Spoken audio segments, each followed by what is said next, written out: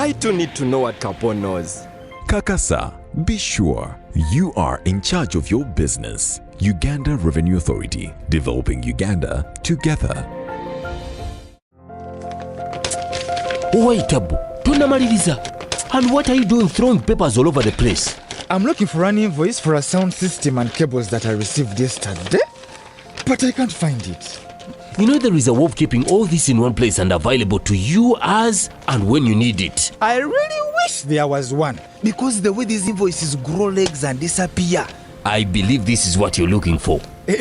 Now how did it get there? Tabo! Do you know that with EFRIS, you can stay on track of all your business transactions and improve on your record keeping? How so? Kati tuli ku computer with EFRIS. I just search using the fiscal document number and I retrieve the records I'm looking for. Bookkeeping becomes simple after that.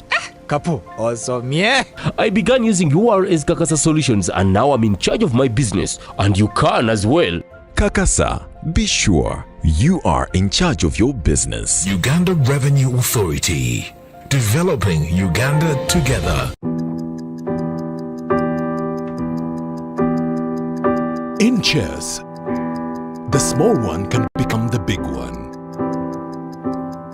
It's the same here. And here too. Watch every move. Record every number so you can plan better.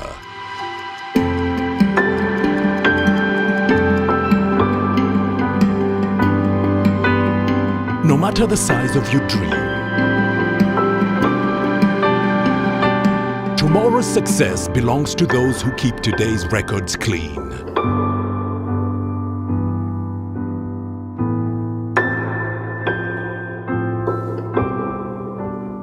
File your returns today. Good morning, our viewers. Welcome today to our first episode of the Tax Investigator webinar. Of course, when I say the first episode, we mean the episode of the financial year, and the financial year is 2022-2023. So today, being that it is our first webinar of the Tax Investigator, or what other colleagues call Tax Investigation webinar, shall be discussing exchange of information.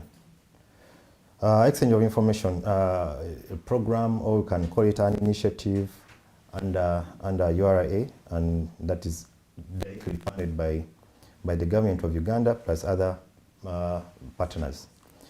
So today we have a very interesting expert in-house who will be taking us through the deeper conversations of the program. And the program, of course, I mean EOI, or Exchange of Information. And let me give him a chance to introduce himself. Who is he? What does he do? What is his function in URA, and so much more. Yes, our guest.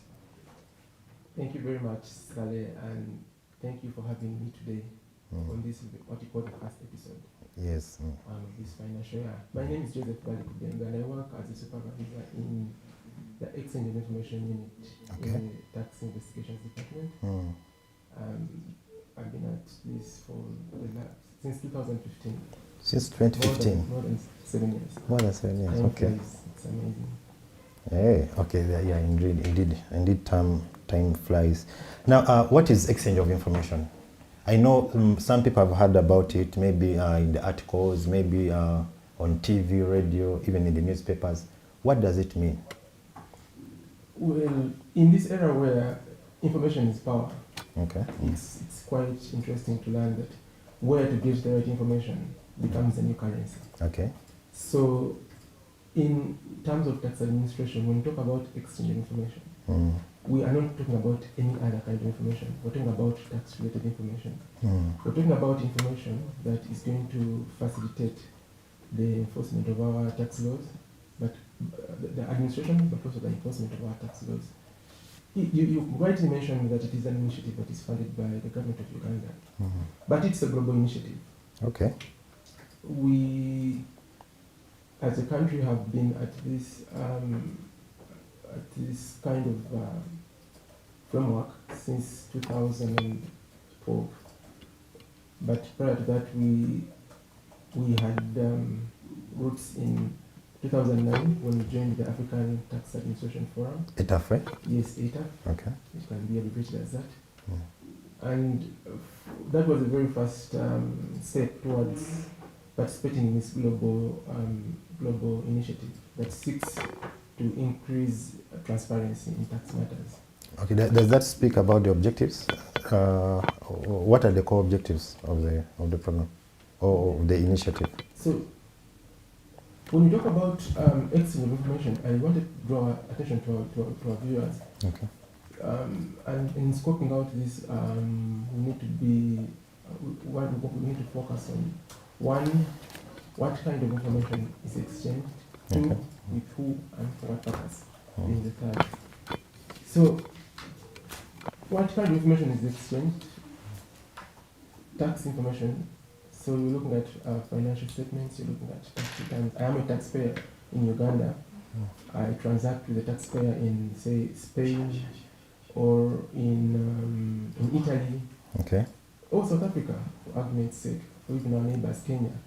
So in my transactions, probably I offer a service or I trade in goods and I receive a payment Okay. from those taxpayers.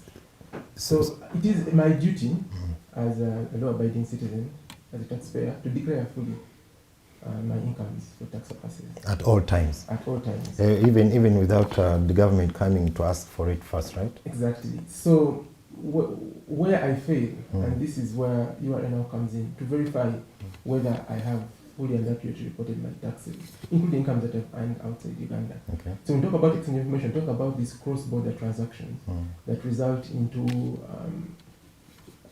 incomes for taxpayers that ought to be taxed Okay. as per domestic tax laws. So you asked about objectives, Yes. and one is to ensure that there is fairness in our tax systems. Joseph earns income from so many sources around the world. He's a resident for tax purposes in Uganda. So it is just fair that I pay my fair share of taxes. Then, of course, that translates into leveling the playing field. Okay. Because if I get an advantage as a taxpayer because I'm not paying my fair share, so in one way or another I get an edge over my competitor who's paying their fair share, it destabilizes the system, it becomes uneven. Okay. Just shortly, you talked about cross-border transactions and all that. So does it mean that you also, much as you get requests, what kind of requests do you get? Are they incoming? Do you majorly focus on incoming requests or outgoing? Where is the major focus of the program, of the initiative? Well, the initiative is twofold, and you've put it right, Mr. Saleh. International taxation and cooperation in tax matters works on the principle of reciprocity. That means you must be in position to provide assistance, but also reciprocate when request for assistance from your equity partner, but also provide that assistance when it is requested of you by your equity partners. So, in terms of what we receive, we do receive requests from other countries about their taxpayers' operations in relating to Uganda. But similarly, we make requests for information about our taxpayers and their operations with taxpayers outside Uganda. It's a global village. Okay. It's a global village. You have taxpayers very diverse, doing business around the world, obtaining finances in terms of loans from around the world. So it is just then right and fitting that you will once in a while have that interest in the transaction of taxpayers, but also our equity partners will have interest in their taxpayers who have a link with our taxpayers. So what is the legal basis? Is it a policy by URA, or is it also mandated under?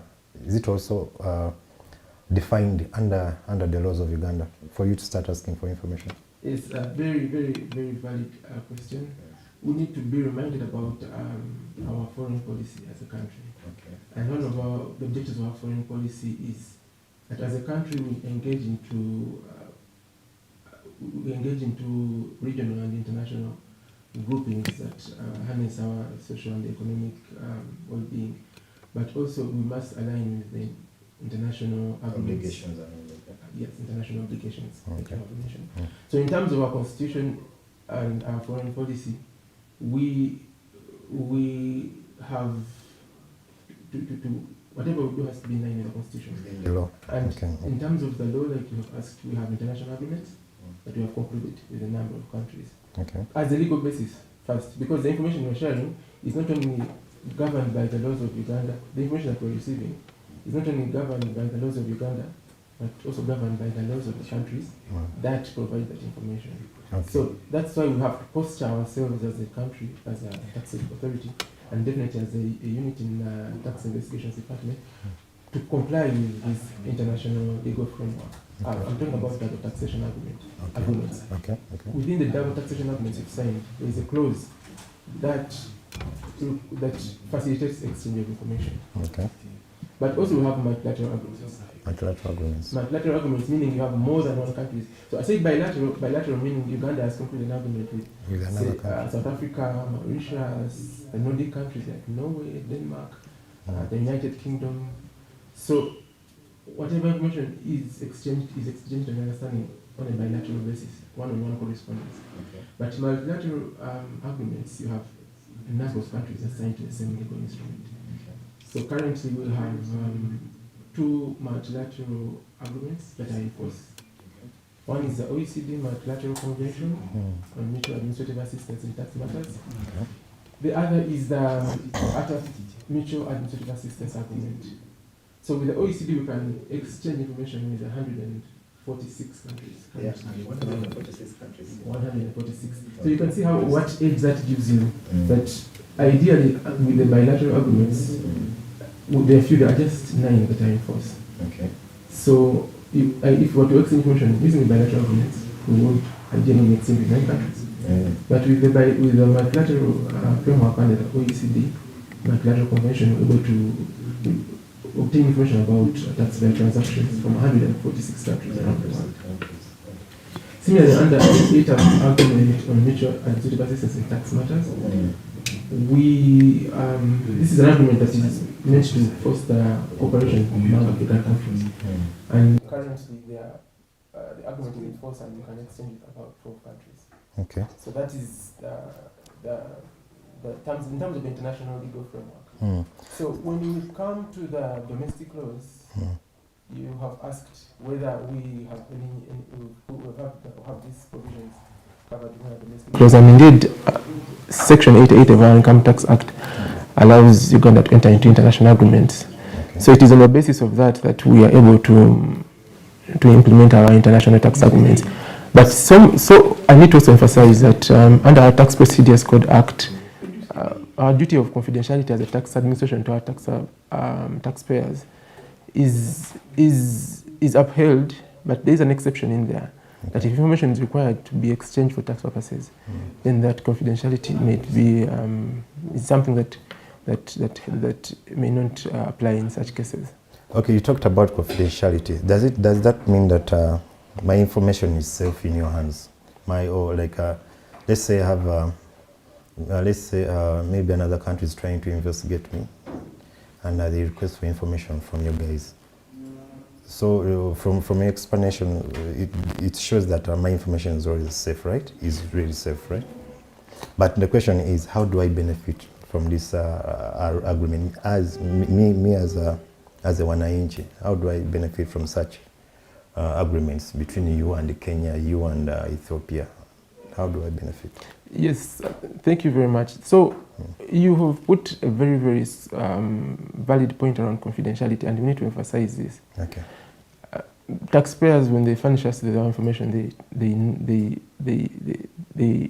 are with the confidence that we shall use it for purposes for which it's only intended. that purpose, eh? Okay. Yes. So confidentiality becomes paramount for us as a tax administration. So having these frameworks in place, I mentioned that there is a fully fledged unit for exchange of information in Uganda Revenue Authority. Okay. And this initiative ensures that, first of all, the information is safeguarded within a framework, that it is accessible by a limited number of people, and it's exchanged within the provisions of the framework. So that alone is a starting point to guarantee confidentiality of taxpayer information. Because we are cognizant of the fact that taxpayers enter into very sensitive agreements. Some have contractual obligations of financial nature. Some have obligations that relate to trade and professional secrets. So it's paramount that their continuity is guaranteed. So confidentiality is something to really emphasize when it comes to exchanging of information. But also the other issue is we talked about having a level playing field. Okay. Say you have a business that is thriving and you're paying your fair share of taxes, and we're competing in the same sector with my company. Okay. So it is just prudent that we are playing on the same level. Same level. We are all paying our taxes, and whatever edge I have over you is because of my business acumen and my market research or other factors, but not competing on grounds of tax. Okay. So that is the other thing, having a level playing field. Then fair taxation is my last point.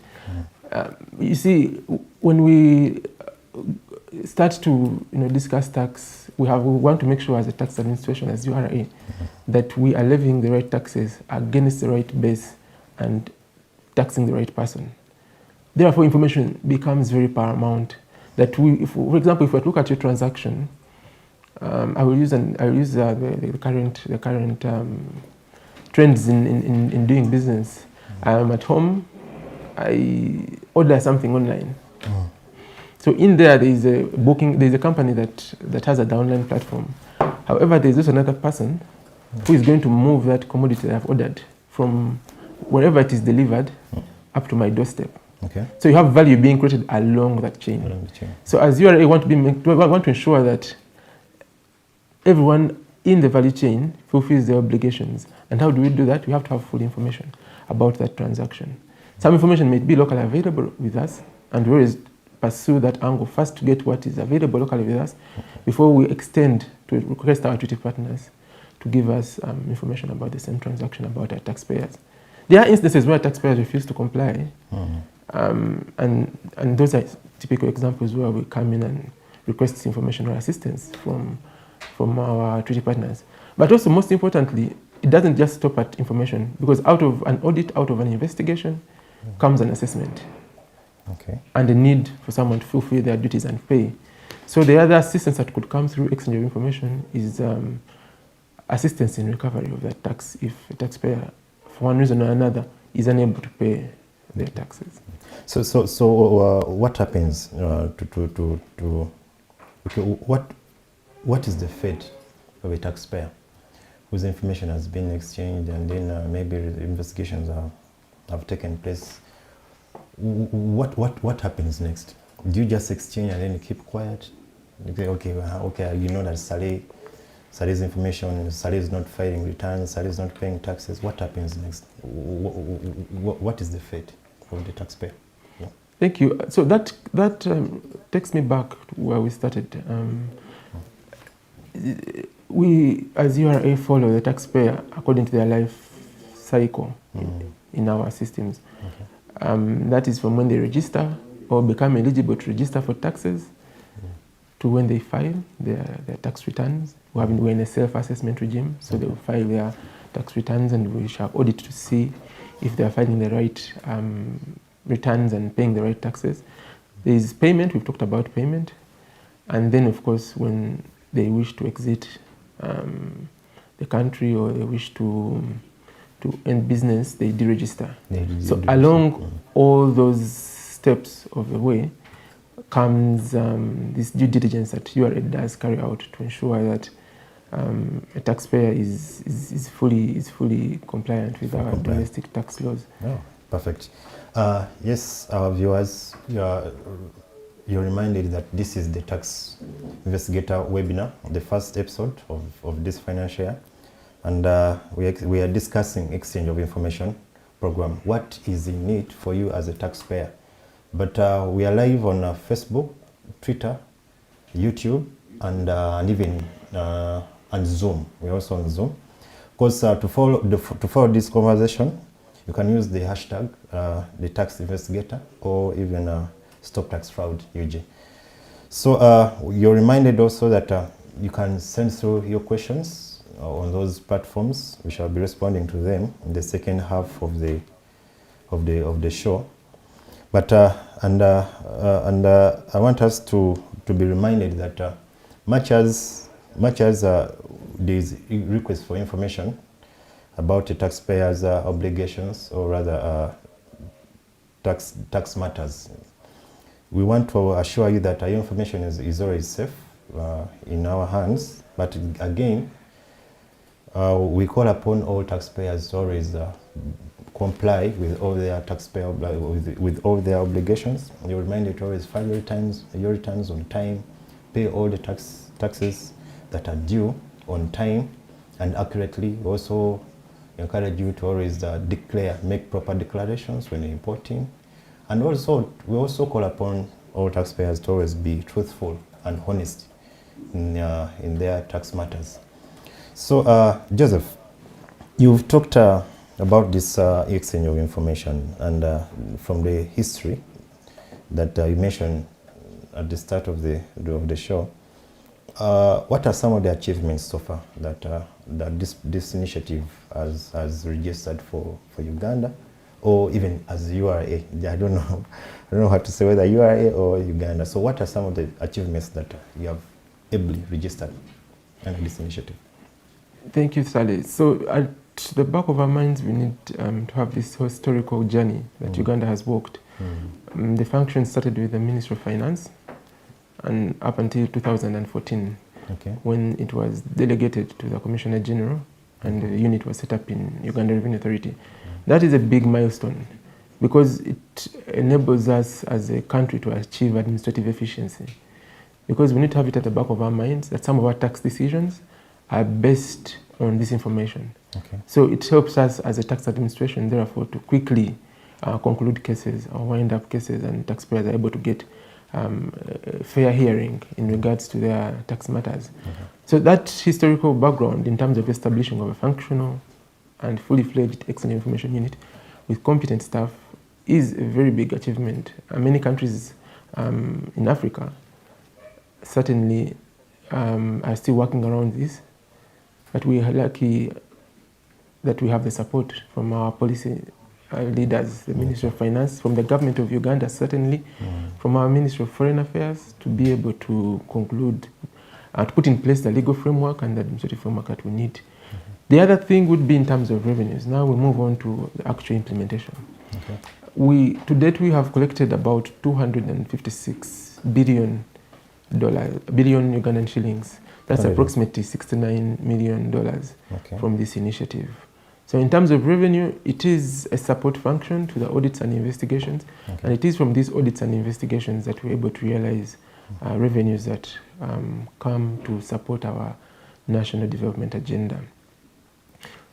Of course, being members of the OECD, being members of ATAF, the African Tax Administration Forum, we do benefit from technical assistance in different areas, not just the technical aspects of exchange of information, the legal and administrative policy aspects, but also aspects to do with transfer pricing and international taxation in general.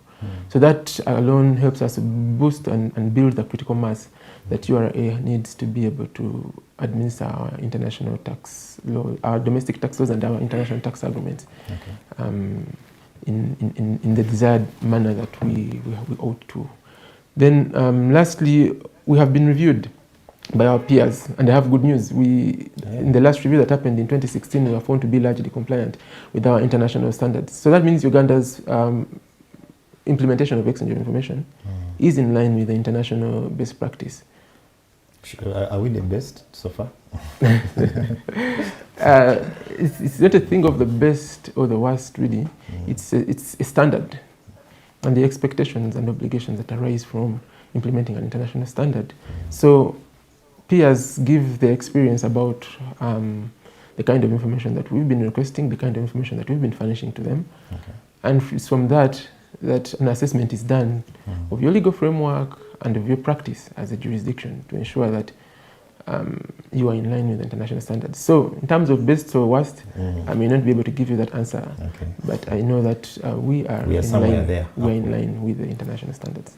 Okay, you talked about, I know when it comes to exchange of information, actually, even by wording itself shows that you don't play this part alone, right? It means maybe there are other MDAs that are, apart from the international conventions that you talked about. Do you have any domestic agencies, home agencies that you work with in case of tracking information? Yes. So I would put it this way. Okay. That when it comes to administration of tax, we work with other agencies. Definitely, we are not we don't have the mandate to register companies, for example. We rely on the information that is available with URSB. So that becomes a very credible partner when it comes to accessing information and about these companies that have been incorporated. But they also do register partnerships. So we have the Financial Intelligence Authority. We have Bank of Uganda that regulates financial institutions. We have internal affairs that handles all issues to do with immigration. We have a whole host of ministries, departments. Meaning that majorly there are law enforcement agencies that you work with. Law enforcement, but also regulatory agencies. Oh, yeah, okay, perfect, nice. You're watching. You ended that you at all times you should always file your returns. The reason why I keep on mentioning this is that Joseph here, it so happens that maybe he just forgot to mention it, or he was shy about it, but is major. Is one of the major law. How should I say it? Is one of the major guys that is crucial in the fight against tax fraud. Of course, when you talk about exchange of information and in terms of cross-border transactions, of course, one of the objectives is to ensure that all tax fraud schemes are broken down, especially those that involve foreign agencies or let me just say foreign agents.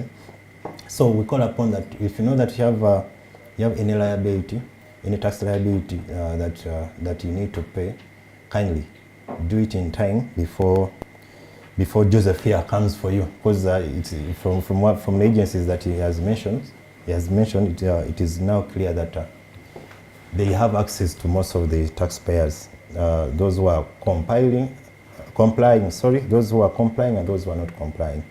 So Joseph, before we go for a commercial break in just 2 minutes. I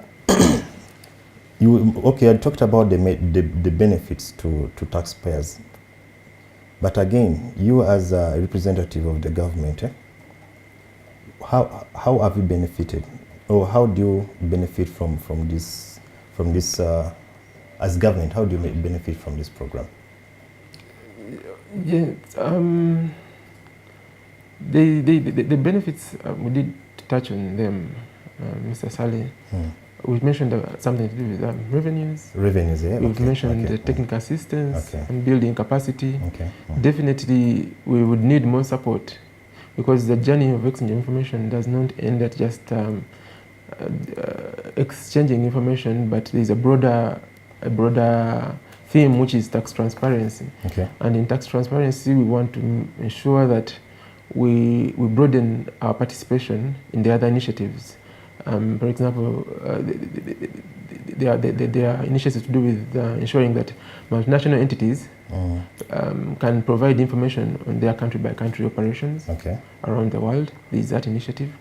There are initiatives under the inclusive framework on BEPS to do with exchange of information on tax, on harmful tax practices. So ideally, Uganda would be receiving information about from other treaty partners that can be deemed to be harmful to our tax regime, and therefore we can be able then to develop or mechanisms to counter this. Okay. Thank you so much, Joseph.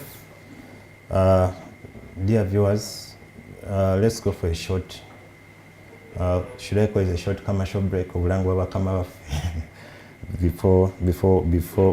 back for the second half of the show? Of course, we shall also be responding to some of the questions that are coming from online, Facebook, Twitter, just like I said. YouTube, Zoom, and YouTube.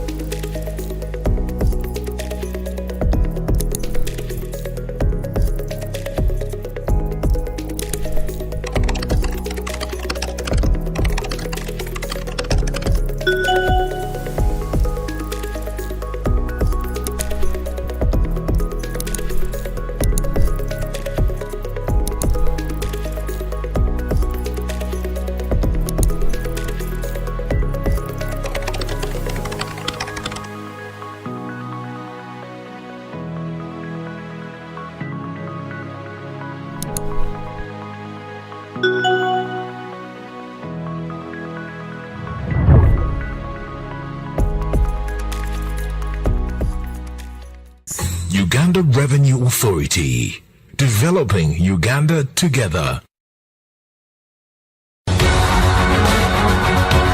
Uganda Revenue Authority reminds all taxpayers to file their monthly returns and make all outstanding payments by the 15th of every month. Please comply to avoid penalties and interest associated with failure to file returns and payment of these taxes. For further clarifications, call us on our toll-free line 0800-117-000 or email us on services@ura.go.ug. Please ignore this message if you have already complied.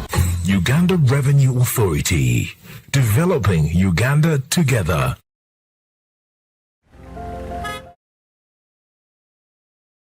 Welcome to the Tax Investigator webinar. My name is Sale Kamba, your host, and in the studio I have Mr. Joseph Wali Kudembe, the supervisor exchange of information in URA, and that specifically sits under Tax Investigation Department. Yeah, shortly before we went for a commercial break, that so much has been discussed by Joseph. However, there's one thing that one of the questions that are coming through is that yes, it is URA does exchange of information from, with the treaty partners, maybe even or in conjunction with other MDAs. But the question is, what happens if I do not comply? If, for example, an information is asked for by URA and then a taxpayer fails to comply, what are the punitive measures? Yes, thank you, Saleh. So, in terms of punitive measures, we will not depart from what has already been provided for in our Tax Procedures Code Act. First of all, failure to provide information once requested can attract administrative penalties, but also is an issue that can attract penal sanctions. A penal process. One taxpayer can be subjected to court proceedings. But also providing false and misleading information is a criminal offense under our Tax Procedures Code Act. And so we would pursue those measures that have been provided for in our Tax Procedures Code Act. But of course, we have to reassure our taxpayers that if they comply, if they come forward and provide the information, we don't have to go that far. There are avenues that have been put in place currently. I think we have a voluntary disclosure program that is running, where a taxpayer who has been involved previously in any behavior that contravenes our domestic tax laws can come forward, state the kind of wrongdoing that they've been involved in, and then self-correct, pay the requisite taxes, and we start on a clean slate. And it's a message that we've been preaching for some time now. It has been running, yes. Yeah. So our discussion today is to assure our taxpayers that the world has become increasingly global, but similarly for exchange of information, the government of Uganda is doing everything in their best possible means and resources to ensure that we safeguard what's rightfully ours as a nation in terms of taxes through sharing information with our treaty partners. So what's the future? Because when you talk about the punitive, do you have plans of increasing those punitive they're quite punitive measures, right? Yes. Do you have plans of increasing them or reducing them? Of course, I'm speaking as a taxpayer now. Clearly, because because over the years we've had some major changes in our tax laws, especially regarding the sanctions, and some first round of amendments increased the jail sentence for a person who infringes on tax laws. Okay. I think now there is up to 10 years, right? But also the penalties were increased in the last round of amendments. So you see that ultimately it is in the best interest of a taxpayer to comply. Okay. Whether or not there will be increases to these penalties in the future is something that will be subject to policy guidance. Policy guidance, yeah? Yes. So when you talk about policies, good enough you've talked about policies.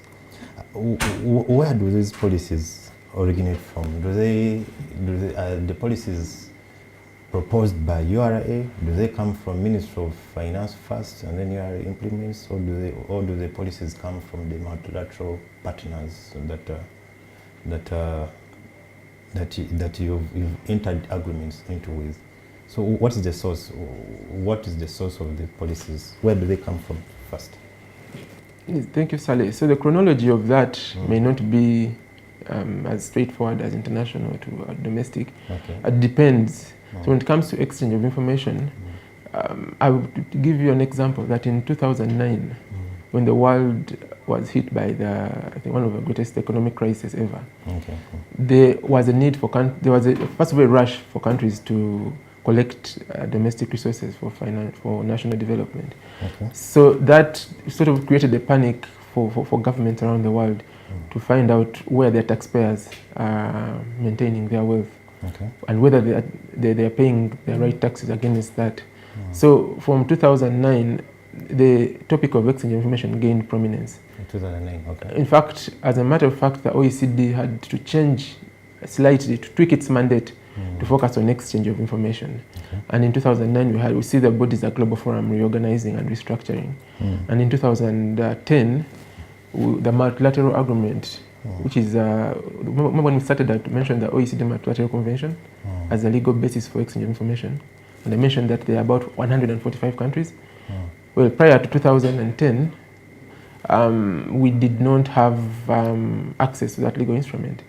But from working together and trying to troubleshoot this problem of offshore tax evasion, illicit financial flows, money laundering, countries found a need to start to work together on these policies that you're asking about. So they came up with a framework within which they can exchange information.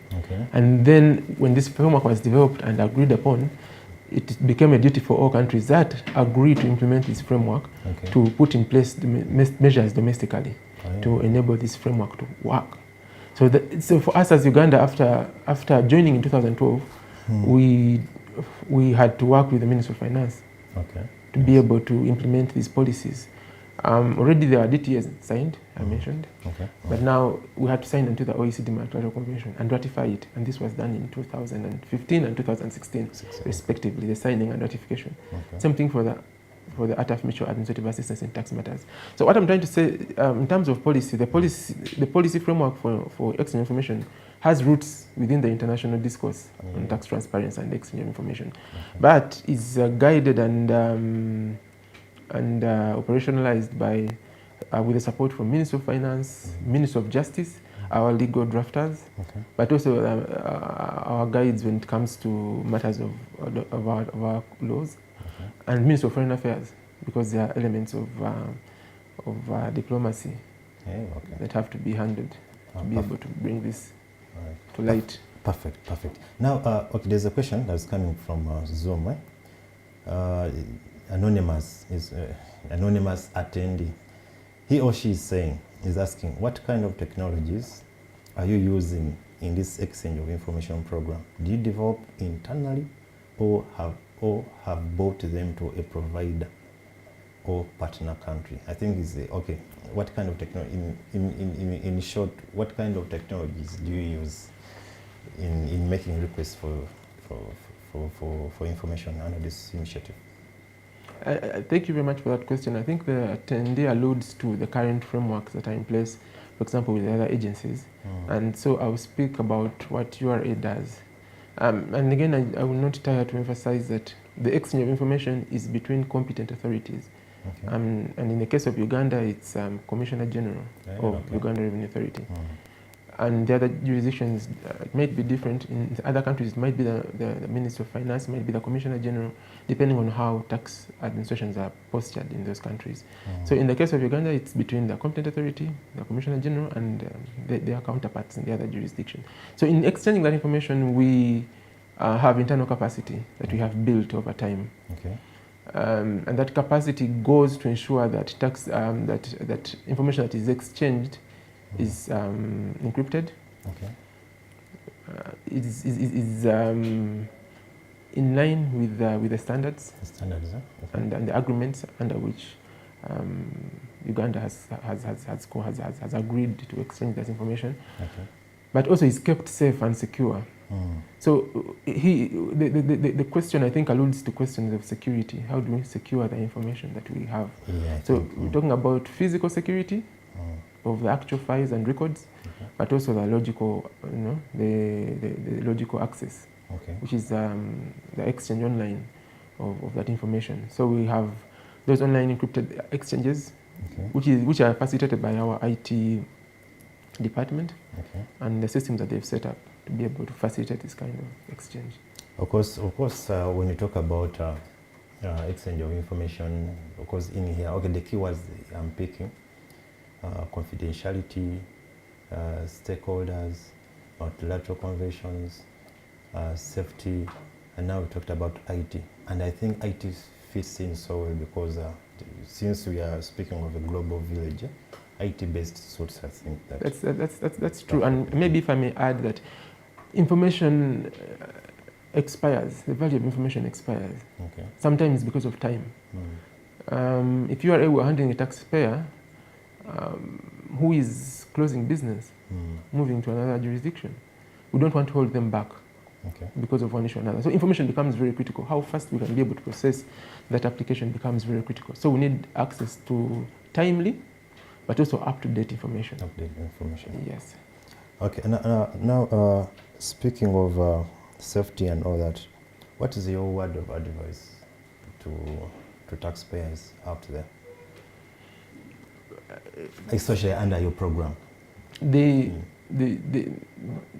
first point Mr. Sada would put forward, you've been recording it through the show, is for taxpayers to make their right declarations to URA. Okay. I know there might be some people out there who are telling you, for example, if you opened up an account in Switzerland, your money is safe. Okay. Or URA cannot get there. Or if you opened up a company in this jurisdiction X, I'm using Switzerland because it's a common adage. I'm not saying that it is still the practice. A lot of changes have happened there. So just to bring to attention to our taxpayers that the world is opening up and there's no more room for illicit funds. There's no more room for money laundering.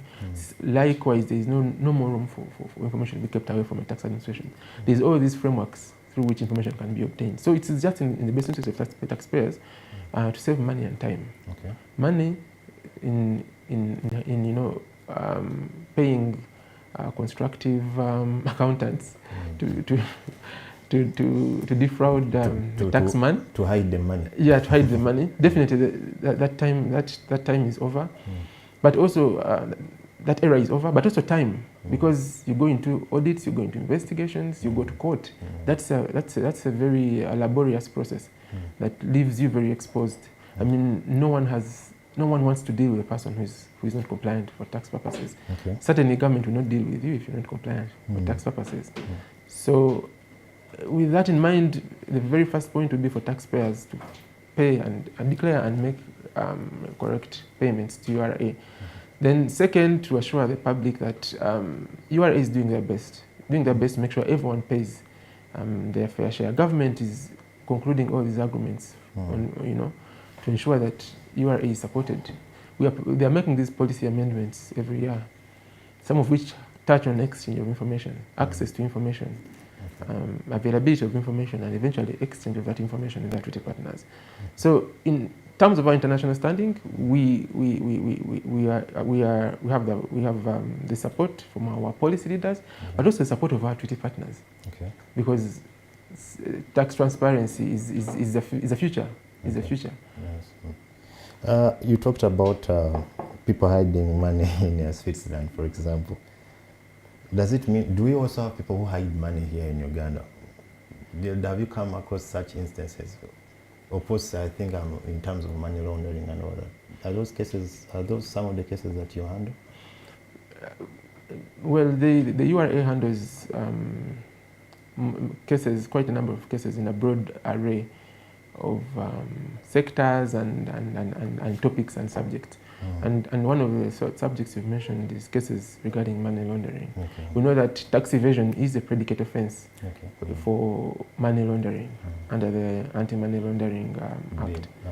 Yes. So URA, once we have information that indicates that the taxpayer is involved in money laundering, normally this will manifest as you have a business that is operating genuinely, paying their taxes on time, but it's a front for other illegal operations. They might be complying, but they are hiding something. They are a front, for a business front, Okay. for maybe drug trafficking or a prostitution cartel, or those kinds of illegal activities in Uganda. So again, we are able to detect this and to pursue taxpayers on this front. But also when it comes to the other, sometimes it may not be outright tax evasion. Sometimes it's tax avoidance. So you have aggressive tax planning schemes. I'm a multinational company. I have my operations in Uganda, but I have my HR function being managed in another jurisdiction X. I have my procurement function being managed in another jurisdiction Y. I have my IT function outsourced through a company that operates in jurisdiction Z. So you find that in that arrangement, taxation becomes quite complex. There is a tendency or temptation for taxpayers to try to subdue or to mitigate to minimize their tax obligations by inflating costs. Okay. It could be through how they do their financing, they source their financing for their projects.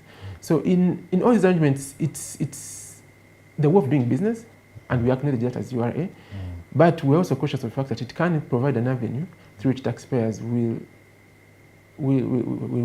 not fully comply with their taxes. Okay. So in that regard, we try as much as possible to encourage taxpayers to declare fully. Okay. We try to show them that there's much more benefit for you to come forward and give us this information. Of course, where you fail, we seek out the support of our treaty partners, and they will use their powers and their laws to access this information from your business partners and be able to provide it to URA.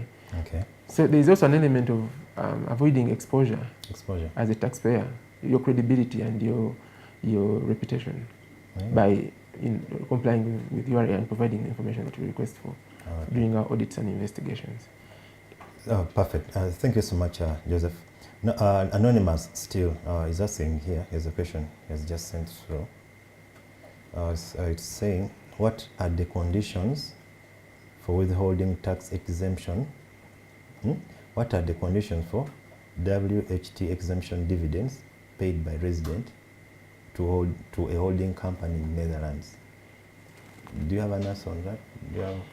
Well, I think the taxpayer is going into the person asking the question is going into how we tax as a jurisdiction dividends, and yes.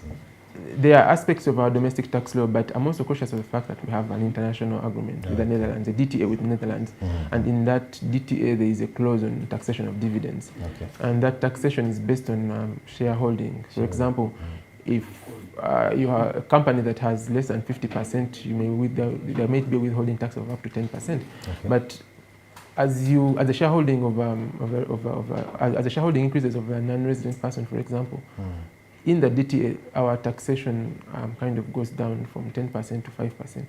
So I think he's trying to go to that. But what I can add about withholding tax and in regard to exchange of information, many times taxpayers carry out business in other countries and they pay tax and they're charged withholding tax in those jurisdictions. So when they come to us, they claim that tax in terms of foreign tax credits under section, I think 80 or 81 or 82, 81 of the Income Tax Act. So for URA to grant you that withholding that foreign tax credit, that withholding tax that was charged by your business partner in another jurisdiction where there is a DTA, for example, in Netherlands, you would have to present proof that that tax was withheld and actually paid, remitted to the other tax administration. So if it wasn't remitted, and then you will not get the credit. How do you know that it was remitted? Of course, you as a taxpayer, you'll be issued a withholding tax certificate by your business partner in Netherlands, but you are able to go ahead and check with the Netherlands whether indeed that tax was remitted through this exchange information platform. Okay, thank you so much, Joseph. Of course, the questions, we have around, we shall be closing in the next 4 minutes. So we encourage more questions to come through if you have them.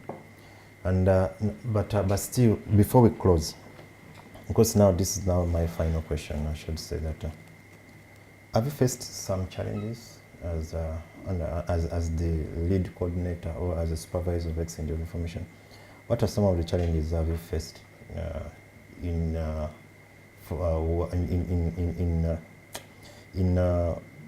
fulfilling your mandate? Well, there is, of course, a lot of awareness that has to be done about this area. And I'm happy that we're having this discussion today because this is a starting point for us to understand this framework and how it operates. Definitely, URA is moving into a data-driven kind of administration, and we're building most of our systems based on that. So we're hoping that we shall fully embrace this initiative as auditors, as investigators in our cases, and be able to turn around the tax-paying culture in Uganda. But in terms of what you've asked us, the other challenges could be that there are quite a number of African countries that have not yet onboarded. Because you said there are 146. There are 146 countries, but only about 29 African countries out of the 54 are currently on board when it comes to the global, and I'm using the word global, initiative for exchanging of information. So a lot of work is being done to ensure that these countries get on board. ATAF is doing, the African Tax Administration Forum, ATAF is doing a lot of work to support in terms of technical capacity these countries to ensure that they are on board. URA is offering support through countries that come to do benchmark studies here to ensure that they can also roll out this initiative. Definitely the Ministry of Finance is not sleeping. They are negotiating more and more agreements, and we're hoping that these will also cover those countries that are not part of the DTC framework that we have, or the double taxation agreements framework that we have, or the multilateral convention framework that is in place. So we think we still have room to grow, to expand our treaty network from 146 to a global network.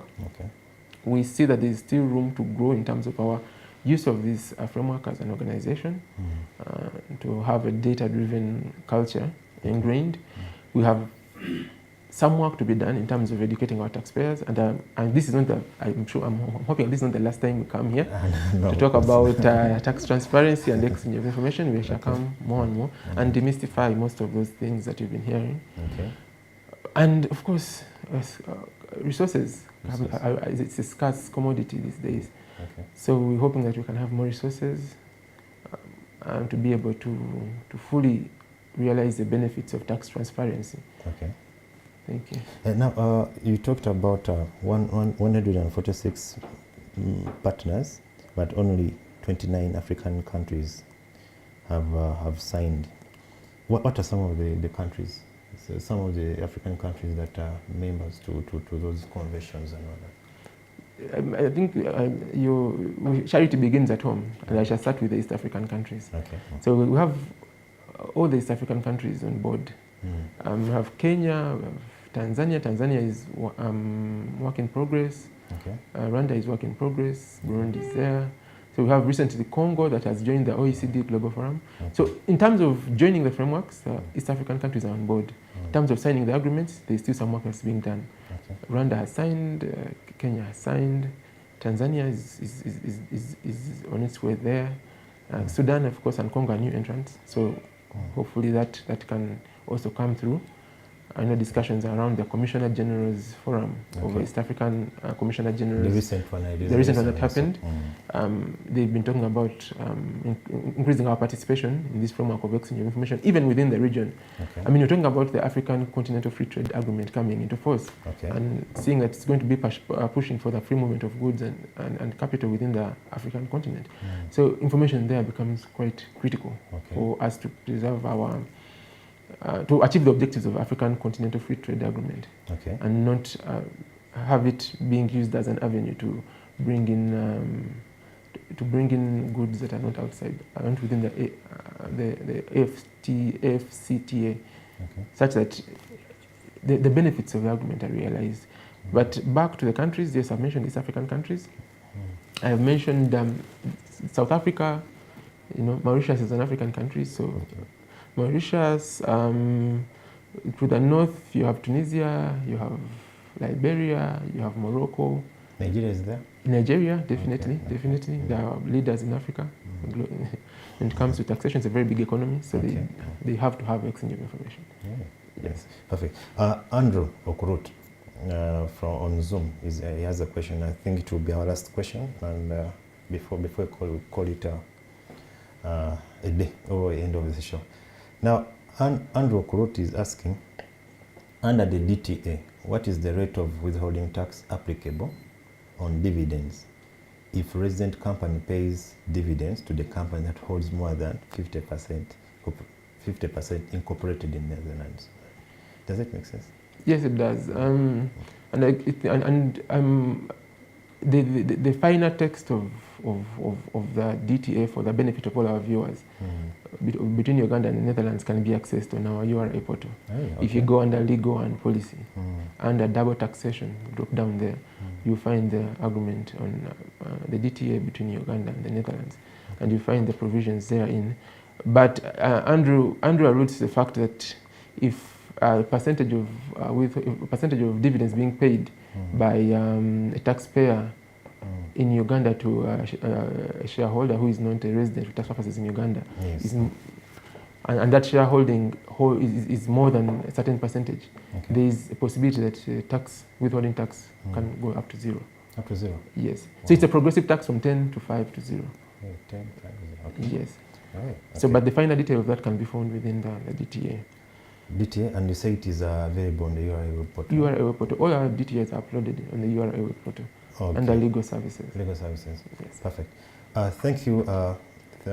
Thank you so much, Joseph. Of course, it has been a very interesting topic of discussion, especially given the fact that it is an area that very few people know, or they would think that they would really, it is an area that very few people know or understand, because the mandate, you see, as Joseph was discussing, it seems that he plays with the international, he plays on the international turf, not majorly. Of course he does also in Uganda, but most of his conversation, as you noticed, was about the conventions and then the treaty partners and all that.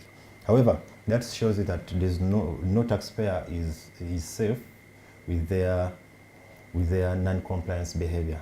However much you run to any of these countries, still your tax matters will be availed under Joseph, and specifically under exchange of information.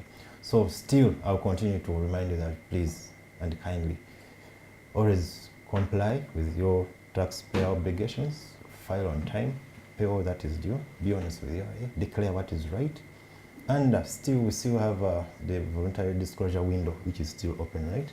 You can, if you have any matters that are pending, or if you know someone, actually, by the way, Joseph, when you talked about a voluntary disclosure program, I also understand now we have an informal reward policy, that if you have information about someone, or a business associate is not complying, you're free to to come to URA, and I think there's a payment of 50, is it 100 millions and or something like that? 15 millions, I think, less, right? It is the less of 10%, okay, or 100 million.